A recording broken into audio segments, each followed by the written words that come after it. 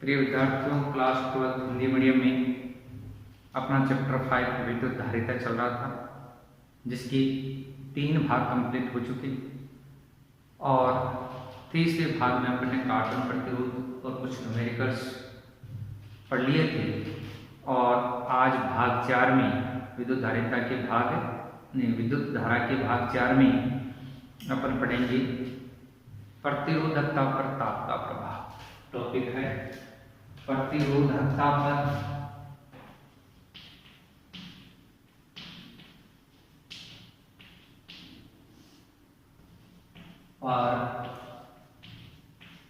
ताप का प्रभाव। प्रतिरोधकता पर ताप का प्रभाव। पहला, चालकों के लिए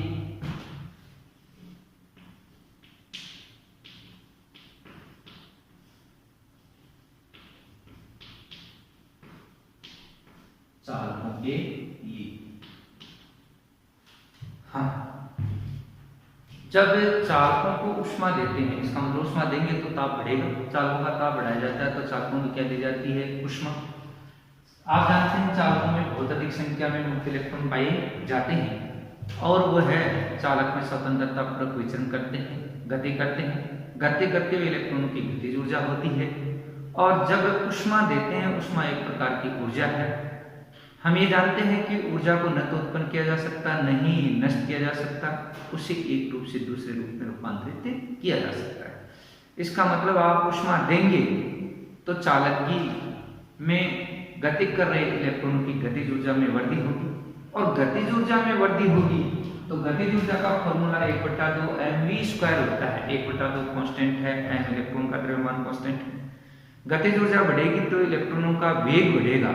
वर्ग माध्य मूल वेग Vrms बढ़ता है, Vrms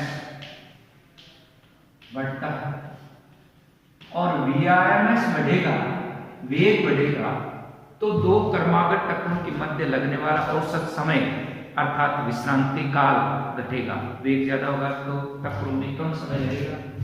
विश्रांति काल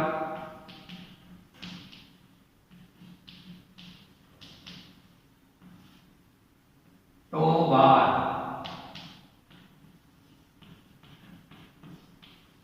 घटता है और विश्रांति काल घटेगा तो चालकता सिग्मा बराबर n e² bar by m। n electron घनत्व है, कांस्टेंट है। e इलेक्ट्रॉन का आवेश है, कांस्टेंट है। m इलेक्ट्रॉन का द्रव्यमान है, कांस्टेंट है। तो बार घटेगा तो चालकता घटेगी, घटती है। और चालकता घटती है तो चालकता और प्रतिरोधकता एक दूसरे के व्युत्क्रम होते हैं। रो बराबर 1/σ। चालकता घटेगी तो प्रतिरोधकता बढ़ेगी, बढ़ती, प्रतिरोधकता बढ़ती। इसका मतलब चालकों का ताप बढ़ाने पर चालकों की प्रतिरोधकता में वृद्धि होती है, चालकता बढ़ती है, विश्रांति काल घटता है, वर्ग माध्य मूल वेग बढ़ता है। ये छोटे प्रश्नों में भी पूछा जाता है। चालकों का ताप बढ़ाते हैं तो वर्ग माध्य मूल वेग बढ़ता है, विश्रांति काल को बार घटता है, सिग्मा चालकता घटती है और प्रतिरोधकता बढ़ती है। माना कि किसी चालक की प्रतिरोधकता 0 डिग्री सेल्सियस पर ρ0 और 3 डिग्री सेल्सियस पर प्रतिरोधकता बढ़ती है। अपन ये जानते हैं कि ताप बढ़ाने पर प्रतिरोधकता बढ़ेगी, इसका मतलब ρT का मान ρ0 से अधिक होगा। प्रयोगों द्वारा ज्ञात है कि प्रतिरोधकता में वृद्धि ρT माइनस ρ0 प्रारंभिक प्रतिरोधकता ρ0 तथा तापवर्ती T के समानुपाती होती है या तापवर्ती डेल्टा T के समानुपाती होती है। प्रयोगों द्वारा ज्ञात है कि प्रतिरोधकता में वृद्धि ρT minus ρ0 is directly proportional to प्रारंभिक प्रतिरोधकता ρ0 तथा तापवर्ती डेल्टा T के समानुपाती होती है। ρT minus ρ0 equal to alpha ρ0 delta T। ये समीकरण अपनी क्या हो गई? 1 हो गई, जहां अल्फा क्या है? समानुपाती स्थिरांक है, जिसे प्रतिरोधक का ताप गुणांक या प्रतिरोध ताप गुणांक कहते हैं। जहां अल्फा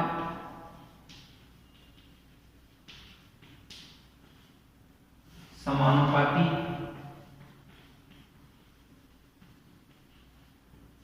स्थिरांक है, समानुपाती स्थिरांक है, जिसे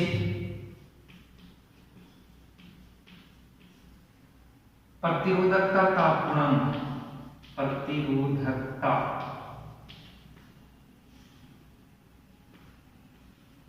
ताप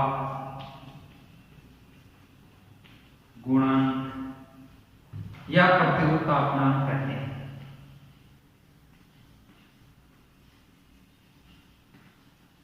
कहते हैं। ठीक, रो टी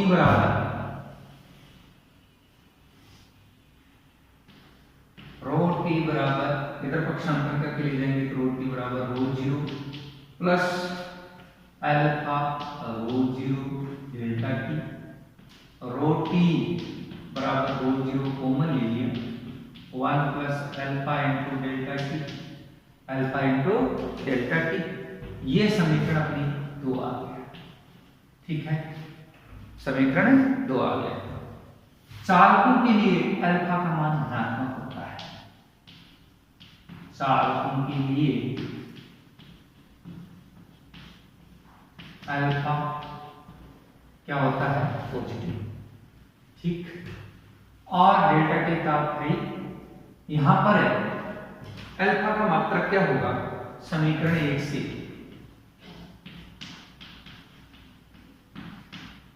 अल्फा बराबर rho T minus rho zero divided by rho zero delta T, delta rho zero delta T, delta rho zero delta T. या यहां पर यदि डेल्टा टी बराबर 1 डिग्री सेल्सियस तो अल्फा बराबर delta rho by rho zero. यहां से इसकी परिभाषा, क्या परिभाषा होगी, इकाई ताप परिवर्तन के लिए, इकाई ताप परिवर्तन के लिए प्रतिरोधकता में परिवर्तन तथा प्रारंभिक प्रतिरोधकता रो जीरो, प्रतिरोधकता में परिवर्तन डेल्टा रो तथा प्रारंभिक प्रतिरोधकता रो जीरो का अनुपात प्रतिरोधकता ताप गुणांक के बराबर होता है, प्रतिरोधकता ताप गुणांक के बराबर होता है।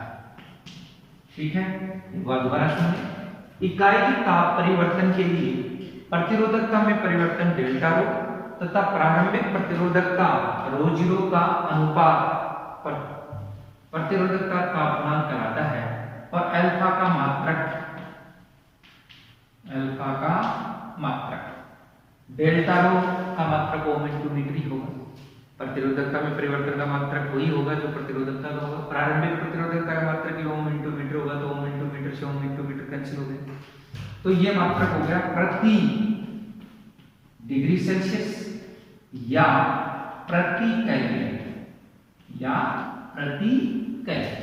ठीक है, अब बात करें प्रतिरोध की, वो प्रतिरोध कैसे निर्भर करेगा, तो अपन ये जानते हैं R बराबर rho L by A, R बराबर रो एल बाई ए। ताप बढ़ाएंगे तो चालक की लंबाई में परिवर्तन होगा, लंबाई में परिवर्तन होगा तो अनुप्रस्थ काट में भी परिवर्तन होगा, इसमें लगभग परिवर्तन होगा उतना ही लगभग इसमें परिवर्तन होगा, तो ये परिवर्तन तो क्या होगा, कैंसिल या निरस्त हो जाएगा। और प्रतिरोधकता बढ़ेगी, इसका मतलब प्रतिरोध भी बढ़ेगा, और वही फॉर्मूला होगा जो प्रतिरोधकता के लिए था वही प्रतिरोध के लिए। तो अंतिम प्रतिरोध RT बराबर R0 1 plus alpha delta T, 1 plus alpha delta T, ये भी काम में आएगा। ये समीकरण नंबर कितनी 6। प्रतिरोधकता, चालकों के लिए प्रतिरोधकता तथा ताप के बीच ग्राफ खींचा जाए, ये रो और ताप T, ताप 0 डिग्री सेल्सियस है तो प्रारंभ में प्रतिरोधकता कितनी है, रो जीरो, जीरो पर मान कितना, रो जीरो, तो कोऑर्डिनेट क्या होता है, 0 और रो जीरो हो जाएगा, 0, रो जीरो। ठीक, इसके पश्चात ताप बढ़ाएंगे चालकों का तो प्रतिरोधकता बढ़ेगी और ग्राफ लगभग सरल रेखीय होगा, इस प्रकार से ग्राफ आ जाएगा। ठीक है, अब बात करें कुचालकों की या अचालकों की।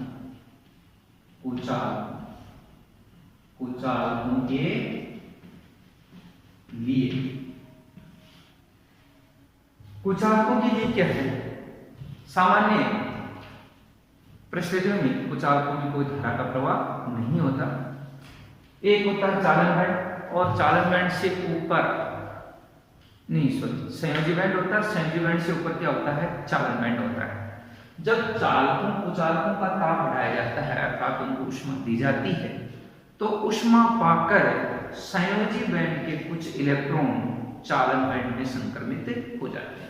संयोजी बैंड से किसमें चले जाते हैं? ये वैलेंस बैंड है Ve और ये कंडक्शन बैंड है Cb, चालन बैंड है।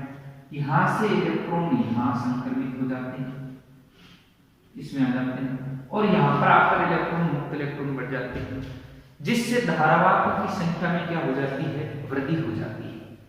n का मान बढ़ जाता है और धारावाहकों की संख्या में वृद्धि होती है तो चालकता बढ़ती है। क्या है?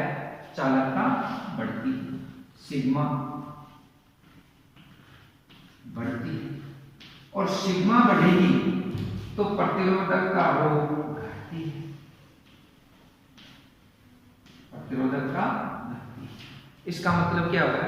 कुचालकों का ताप बढ़ाते हैं तो इलेक्ट्रॉन संयोजी बैंड से चालन बैंड में संक्रमित हो जाते हैं, जिसके फलस्वरूप धारावाहकों की संख्या में वृद्धि होती है। धारावाहकों की संख्या में वृद्धि होती है तो चालकता बढ़ती है और चालकता बढ़ेगी तो प्रतिरोधकता घटेगी। उल्टे में ताप घटाते हैं तो चालकता घटती है, प्रतिरोधकता बढ़ती है। चालकता घटती है, प्रतिरोधकता बढ़ती है। परम शून्य ताप पर, परम शून्य ताप, परम शून्य ताप किसको कहते हैं?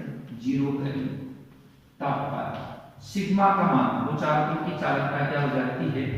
घटकर शून्य और प्रतिरोधकता अनंत।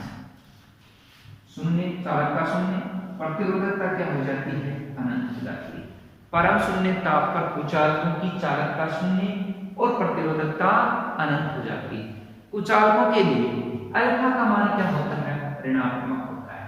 कुचालकों के लिए अल्फा नेगेटिव होता है, अल्फा नेगेटिव, क्योंकि यहाँ उल्टा चलता है। ताप बढ़ाते हैं तो प्रतिरोधकता घटती है, ताप घटाते हैं तो प्रतिरोधकता बढ़ती है, इसलिए प्रतिरोधकता ताप गुणांक अल्फा क्या होता है? ऋणात्मक होता है। तीसरे नंबर पर अपन आते हैं अर्धचालकों के लिए। अर्धचालकों के लिए अर्धचालक जिनकी चालकता सुचालकों से कम तथा कुचालकों से ज्यादा, सुचालकों से कम तथा कुचालकों से ज्यादा, और प्रतिरोधकता है वो कुचालकों से कम तथा चालकों से अधिक होती है, उनके बीच में वही करती है। अर्धचालकों के लिए सेमीकंडक्टर्स, अर्धचालकों के लिए तीसरा अर्धचालकों के लिए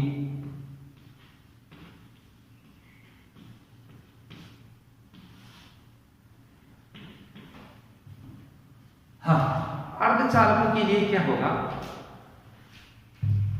वही कहानी इसमें है। अर्धचालकों का ताप बढ़ाते हैं, ऊष्मा देते हैं अर्धचालकों को, तो ऊष्मा पाकर संयोजी बैंड के इलेक्ट्रॉन चालन बैंड में संक्रमित हो जाते हैं।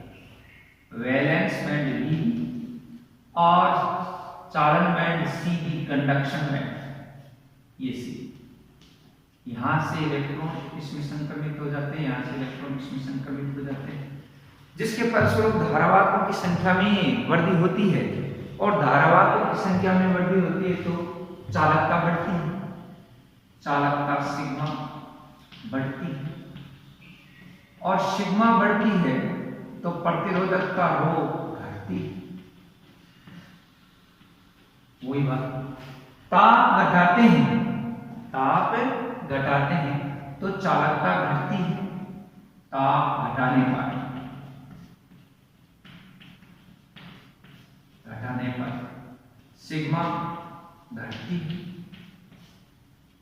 प्रतिरोधकता रो बढ़ती है। परम शून्य ताप पर परम शून्य ताप 0 केल्विन पर प्रतिरोधकता घटकर कुचालकों के बराबर हो जाती है, प्रतिरोधकता बढ़कर कुचालकों के बराबर हो जाती है और परम शून्य ताप पर अर्धचालक है वो कुचालकों की तरह व्यवहार करते हैं। अर्धचालक कुचालक की तरह व्यवहार करते हैं, ठीक है। परम शून्य ताप पर अर्धचालक कुचालक की तरह व्यवहार करते हैं और अर्धचालकों के लिए अल्फा का मान क्या होता है? ऋणात्मक होता है। इनके लिए भी अल्फा का मान ऋणात्मक होता है, ठीक है। अब अपने क्वेश्चन करेंगे।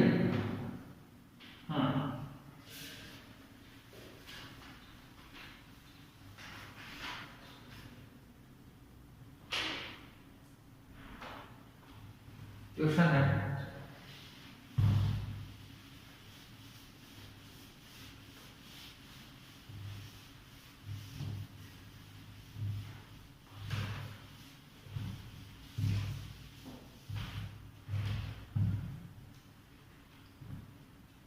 क्वेश्चन फर्स्ट,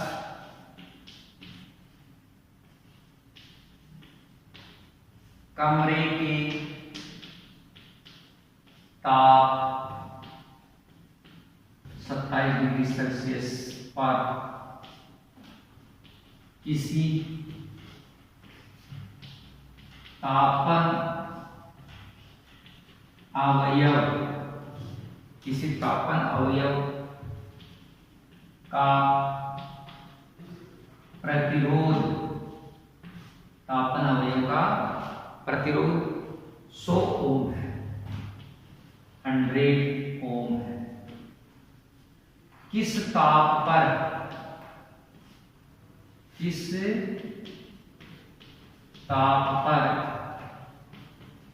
तापन अवयव का प्रतिरोध 117 ओम हो जाएगा। 117 ओम हो जाएगा। अल्फा बराबर 1.7 गुणा 10⁻⁴ डिग्री सेल्सियस इनवर्स। 1.7 गुणा 10⁻⁴ डिग्री सेल्सियस इनवर्स ये निकालना है। यहां पर अंशक R1 बराबर 100 ओम दे रखा है। अंतिम प्रतिरोध R2 बराबर 117 ओम दे रखा है और अल्फा का मान पूछा है आपको, नहीं दिया गया है। 1.7 गुणा 10⁻⁴ डिग्री सेल्सियस इनवर्स और प्रारंभिक ताप T1 बराबर 27 डिग्री सेल्सियस। अंतिम ताप T2 हमें ज्ञात करना है। अंतिम ताप T2 ज्ञात करना, वो कैसे ज्ञात करेंगे? अंतिम प्रतिरोध R2 बराबर R1 1 plus alpha delta T formula था, तो R2 बाई R1 बराबर 1 plus alpha into delta T आ गया। अब 1 को इस साइड ट्रांसफर करेंगे तो R2 बटा R1 माइनस 1 बराबर अल्फा डेल्टा T आ गया। यहाँ पर R1 एलसीएम आएगा तो R2 minus R1 divided by R1 equal to alpha delta T हो गया, ठीक। और डेल्टा T का मान अपन निकालेंगे, डेल्टा T, तो डेल्टा T बराबर R2 minus R1 divided by R1 into alpha, R1 into alpha. R2 का मान कितना हो गया, अल्फा बराबर डेल्टा टी बराबर R2 का मान 117, R1 का मान -100, R1 का मान 100 और अल्फा का मान 1.7 गुणा 10 की घात -4। ठीक है, डेल्टा टी का मान अपन T2 माइनस T1, अंतिम ताप माइनस प्रारंभिक ताप। 117 में से 100 घटाओगे तो 17 और ये 10 की घात प्लस की 2 ये माइनस की 2, तो 10 की घात कितनी आ गई, या इसको मल्टीप्लाई कर दो, चलो 1 0 इसको दे देंगे तो आ गई 17 गुणा 1 10 बच गया 11, तो गुणा 10 की घात -3 हो गया। 17 से 17 कैंसिल हो गया और 10 की घात ऊपर जाएगा माइनस का 3 तो प्लस का 3 आ गया बराबर 1000 आ गया, 1000 डिग्री सेल्सियस। तापवर्धि कितनी आ गई, 1000 डिग्री सेल्सियस आ गई। 1000 डिग्री सेल्सियस आ गई तो T2 बराबर T1 plus 1000 degree Celsius. T1 का मान कितना था, प्रारंभिक ताप 27 डिग्री सेल्सियस था, तो 27 प्लस 1000 बराबर 1027 डिग्री सेल्सियस। ये इसका अंतिम ताप होगा। नेक्स्ट क्वेश्चन,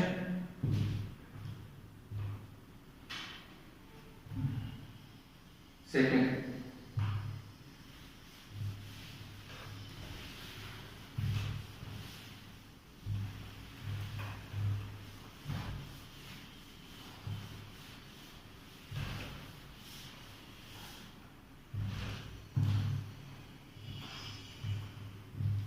क्वेश्चन से